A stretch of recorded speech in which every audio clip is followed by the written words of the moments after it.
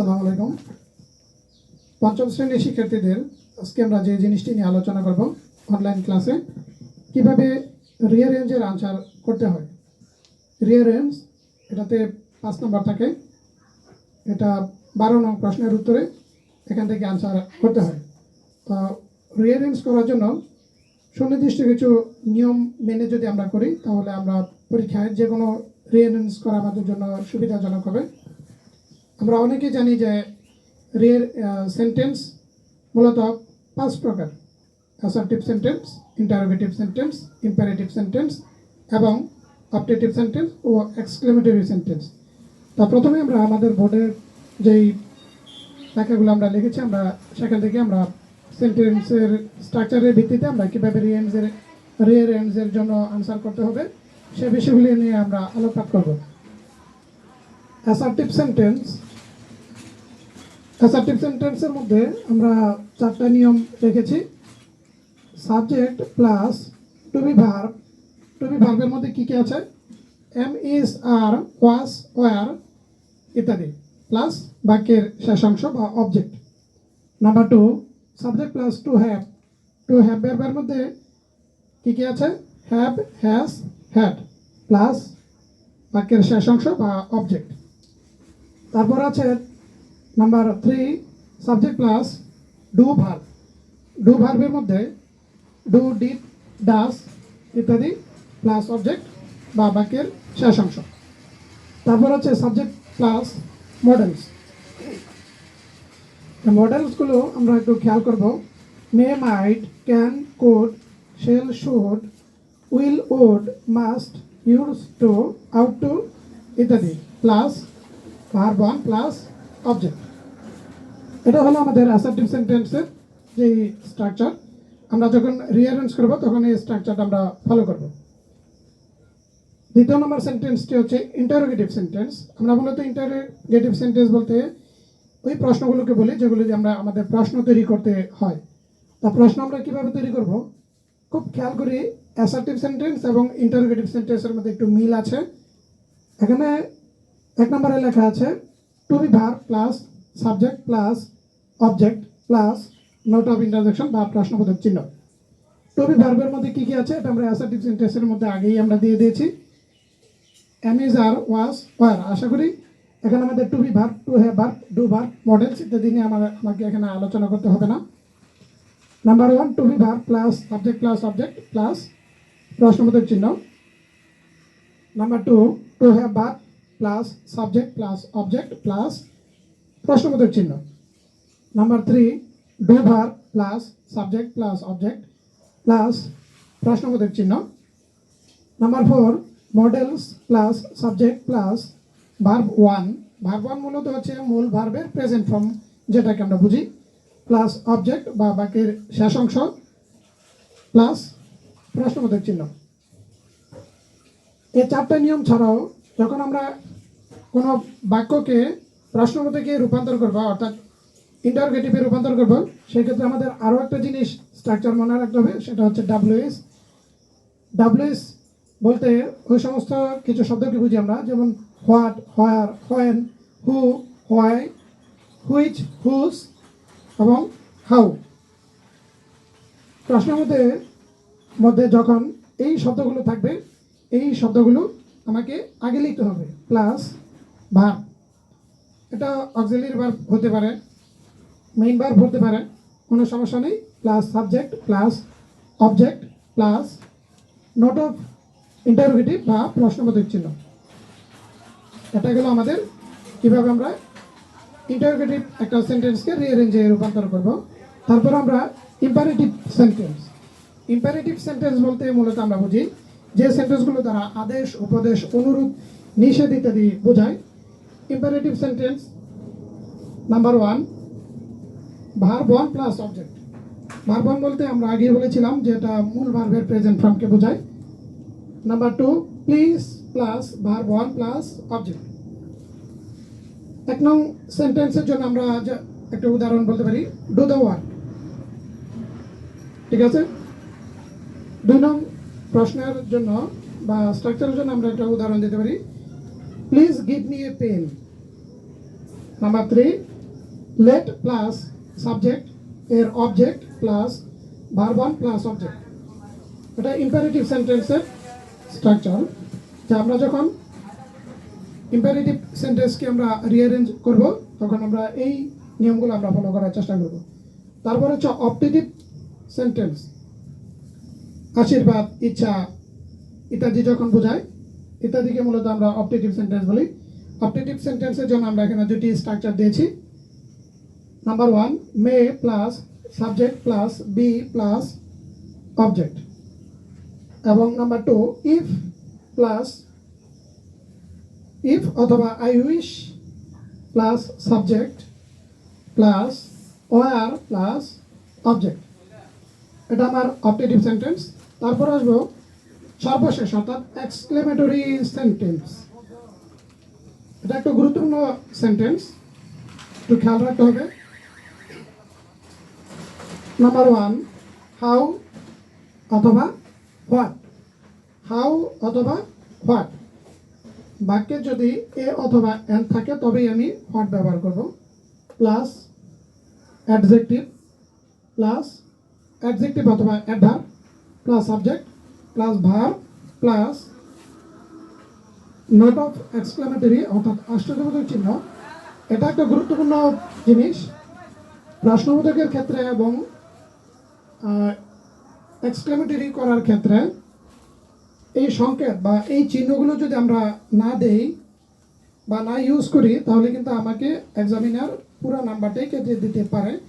সেক্ষেত্রে ইন্টারোগেটিভ এবং এক্সক্লেমেটরি এটা করার ক্ষেত্রে আমাকে অবশ্যই এই চিহ্নটার ব্যাপারে যথেষ্ট গুরুত্ব দিতে হবে।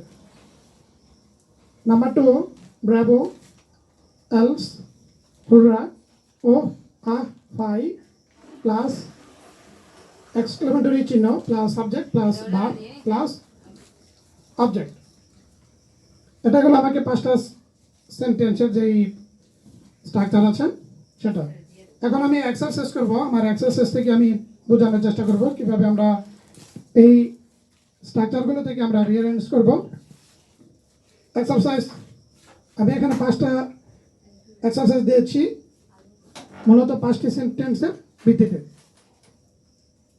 প্রশ্ন পাওয়ার পরে একজন শিক্ষার্থী হিসাবে আমার করণীয় হবে এখানে যে শব্দগুলো আছে এই শব্দগুলো আমি একাধিকবার পড়ার চেষ্টা করব। তারপর এটা কোন ধরনের সেন্টেন্স সেটা আমি খোঁজার চেষ্টা করব। আমি আগে বলেছি সেন্টেন্স পাঁচ প্রকার, তাই এখান থেকে আমাকে খুঁজে নিতে হবে এই শব্দগুলো মূলত কোন ধরনের সেন্টেন্সের আলোকে আমাকে আনসার করতে হবে। যেমন number A, good is Hasan student a. এখানে কোনো প্রশ্নবোধক চিহ্ন নেই, এখানে কোনো এক্সক্লেমেটরি চিহ্ন নেই, তাই আমি এটা ধরে নিলাম অ্যাসার্টিভ সেন্টেন্স। সেন্টেন্সের স্ট্রাকচার অনুযায়ী প্রথমে আমাকে লিখতে হবে সাবজেক্ট। এ বাক্যে সাবজেক্ট হচ্ছে হাসান। এ বাক্যে একটি ভার্ব আছে, সে ভার্বটি হচ্ছে ইজ। হাসান ইজ, তারপরে এটার সাথে কি দেওয়া যায়, এ, তারপর গুড স্টুডেন্ট, অর্থাৎ Hasan is a good student. Hasan একজন ভালো ছাত্র। নাম্বার টু, এটাকে আমি খুব ভালোভাবে খেয়াল করব, তারপরে আনসার করার চেষ্টা করব। এখানে আছে ইজ, নেম, ইউর, হোয়াট এবং একটা প্রশ্নবোধক চিহ্ন দেওয়া আছে।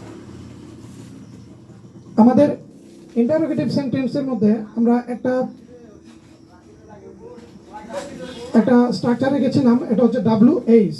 WH এর মধ্যে what, where, when, who, why, which, whose, how ইত্যাদি আছে। এখানেও কিন্তু হোয়াট দেওয়া আছে, তাই আমি প্রথমে হোয়াট লিখব। হোয়াটের পর আমাকে আনতে হবে ভার্ব। এবারকে ভার্ব হচ্ছে ইজ, হোয়াট ইজ। তারপরে এখানে আসবে ইউর, তারপরে নেম এবং সবার লাস্টে প্রশ্নবোধক চিহ্ন। এখন একটা ব্যাপার আমাকে খেয়াল রাখতে হবে, যদি এখানে প্রশ্নবোধক চিহ্নটা প্রশ্নে নাও থাকে, আমি যখন পরীক্ষার খাতায় আনসার করব অবশ্যই আমাকে কিন্তু এই প্রশ্নবোধক চিহ্নটি ইউজ করতে হবে। এরকম বলা যাবে না যে প্রশ্নে নেই আমিও দিলাম না, না এটা ঠিক না। প্রশ্নে থাকুক অথবা নাই থাকুক, আমার নিয়ম অনুযায়ী যেহেতু আমি এখানে হোয়াট আগে ব্যবহার করেছি, তার মানে এটি একটি ইন্টারোগেটিভ সেন্টেন্স, তাই আমাকে অবশ্যই এখানে প্রশ্নবোধক চিহ্নটি ব্যবহার করতে হবে। Number C, A give please pen me. এখানে প্লিজ দেওয়া আছে, তাই আমাকে ইম্পারেটিভ সেন্টেন্সের স্ট্রাকচারটা খেয়াল রাখতে হবে। এখানে দেওয়া আছে please plus verb one plus object. তাহলে আমি এখানে খুব সহজে আমি এখন আনসার করতে পারছি। প্রথমে আমাকে প্লিজ ব্যবহার করতে হবে। প্লিজ, এই বাক্যের মধ্যে মূল ভার্ব হচ্ছে গিভ, প্লিজ গিভ। তারপর আমাকে নিয়ম অনুযায়ী মি এ পেন, অর্থাৎ please give me a pen, দয়া করে আমাকে একটি কলম দাও। Number D, is a how bird it beautiful the. তারপর এখানে আশ্চর্যবোধক চিহ্ন দেওয়া আছে। তার মানে এই চিহ্নটা থাকার কারণে আমাকে বুঝে নিতে হবে যে এটা এক্সক্লেমেটরি সেন্টেন্সের স্ট্রাকচার ব্যবহার করতে হবে। এক্সক্লেমেটরি সেন্টেন্সের মধ্যে হাউ, হোয়াট অথবা এ এন আমরা ইউজ করব। আমরা বলেছিলাম বাক্যে যদি এ অথবা এন থাকে তাহলে আমাকে হোয়াট ব্যবহার করতে হবে। তা বাক্যে এখানে কিন্তু এ আছে, তাই আমাকে এখানে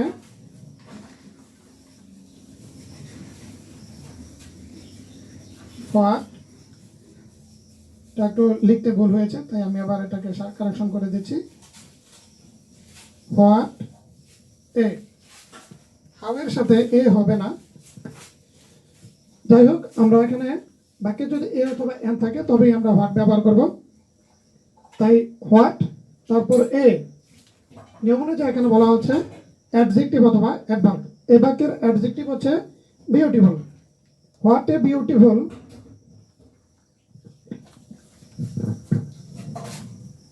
এখানে দাটা কেটে দিতে হবে। What a beautiful bird it is, how অথবা হোয়াট অথবা কি এ এন। এ এন যদি থাকে তাহলে আমাকে হোয়াট ব্যবহার করতে হবে, plus adjective plus subject plus verb এবং সবার শেষে আশ্চর্যবোধক চিহ্ন। তো আমরা প্রথমে ব্যবহার করলাম হোয়াট, তারপরে এ, তারপর অ্যাডজেক্টিভ হচ্ছে বিউটিফুল, তারপরে সাবজেক্ট হচ্ছে বার্ড, বার্ড আর সাবজেক্ট হচ্ছে কি ইট, আর ভার্ব হচ্ছে ইজ এবং সবার শেষে আশ্চর্যবোধক চিহ্ন। যাক, এটা লেখার সমস্যা হয়েছিল, এটা আমরা এখন এটা সংশোধন করে নিয়েছি। What a beautiful bird it is. সবার শেষে number 5, happy you may be. এটাকে আমরা একটু খেয়াল করে, এটা কোন ধরনের সেন্টেন্স, এটা কোনটার মধ্যে পড়ে। আমাদের সেন্টেন্সের স্ট্রাকচারগুলোর মধ্যে অপটেটিভ সেন্টেন্সের মধ্যে আমরা প্রথমে মে ব্যবহার করেছিলাম। এ বাক্য মে দেওয়া আছে, তাই আমি প্রথমে মে ব্যবহার করব। মে, তারপর এখানে হচ্ছে কি ইউ, মে ইউ সাবজেক্ট এবং সাবজেক্টের উপর বি ব্যবহার করতে হবে। এখানেও বি দেওয়া আছে, মে ইউ বি। আর সবশেষে রইল হ্যাপি, অর্থাৎ মে ইউ বি হ্যাপি। তো এটাই ছিল মূলত একটা রিঅ্যারেঞ্জের জন্য আমাদের প্রয়োজনীয় একটা ইনস্ট্রাকশন। আশা করি তোমরা বাসায় চেষ্টা করবে। আর এগুলোর পাশাপাশি তোমাদের যে বই আছে, এই বইয়ের মধ্যে যেই সমস্ত অতিরিক্ত তোমাদের এক্সারসাইজ দেওয়া আছে বিভিন্ন সালে বা বোর্ডে এসেছে, এগুলো তোমরা একটু অনুসরণ করবে। তবে অবশ্যই অবশ্যই এখানে যে স্ট্রাকচারগুলো তোমাদেরকে বলেছি, এই স্ট্রাকচারগুলো একটু মনে রাখার চেষ্টা করবে। সেন্টেন্স কি, সেন্টেন্স কত প্রকার, কী, তারপরে এখান থেকে যে স্ট্রাকচারগুলো দিয়েছি যেভাবে বোঝানোর চেষ্টা করেছি, রিঅ্যারেঞ্জ করার আগে তোমরা অবশ্যই এগুলো মাথায় রাখবে। আর ইন্টারোগেটিভ এবং এক্সক্লেমেটরি সেন্টেন্স যখন আমরা করব তখন এখানে যে চিহ্নগুলো আছে, এই চিহ্নগুলো আমরা একটু সতর্কতার সাথে ব্যবহার করব। মনে রাখতে হবে এই চিহ্নগুলো যদি আমরা ব্যবহার না করি তাহলে কিন্তু নাম্বার পাবো না, অর্থাৎ ফুল মার্ক আমাকে দেবে না। সেক্ষেত্রে এ প্লাস বা গোল্ডেন এ প্লাস পাওয়ার ক্ষেত্রে অবশ্যই একটা বাধা হয়ে দাঁড়াতে পারে।